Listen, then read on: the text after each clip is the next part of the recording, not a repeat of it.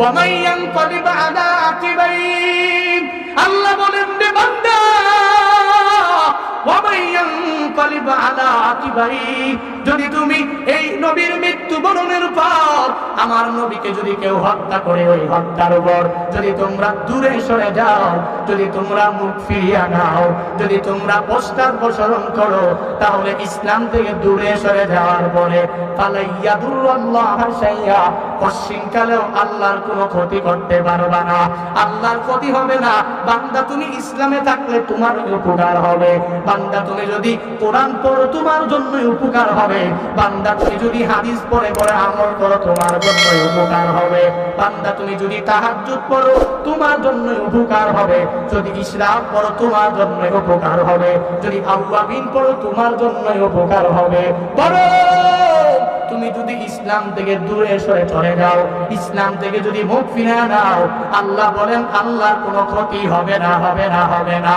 বরং দুনিয়াতে তাকায় দেখো কত বান্দা ফিরাউন নমরুদার যারা এই দুনিয়াতে ইসলামটাকে নিয়ে পরিপূর্ণ খেল তামাশা নিয়ে নিজের ইসলাম ধর্ম তো কবুল করে নাই, নিজেকে বড় রব বলে দাবি করেছে, এরা আল্লাহর কোনো ক্ষতি করতে পারে নাই, বরং এদেরকে লাঞ্ছনার সাথে অপমানের সাথে বিদায় করেছেন কে?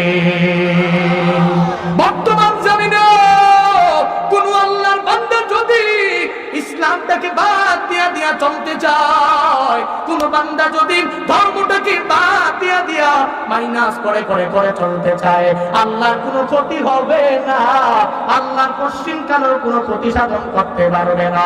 ইসলামকে নিয়ে কটূক্তি করে ইসলামের অগ্রযাত্রাকে দমায় রাখতে পারবে না। এক জায়গায় মাহফিল বন্ধ হবে, আর হাজারো জায়গায় পয়দা হবে। একজন মুফাসসিরকে জেলখানায় বন্দী করবে, আর হাজারো মুফাসসির তৈরি হয়ে যাবে, 3 জন 4 জনকে বন্দী করে জবানটাকে নিস্তব্ধ করার চেষ্টা করবে। কিন্তু আল্লাহ তো বলে আমি আল্লাহ কোনো ক্ষতি হবে না, হবে না, হবে না, বরং ইসলামের বাতি জ্বালিয়েছি আমি আল্লাহ, এই বাতি জ্বলবে কিয়ামত পর্যন্ত, এই বাতি নিভানোর মতো পাওয়ার কারো হাতে না। ঠিক কিনা?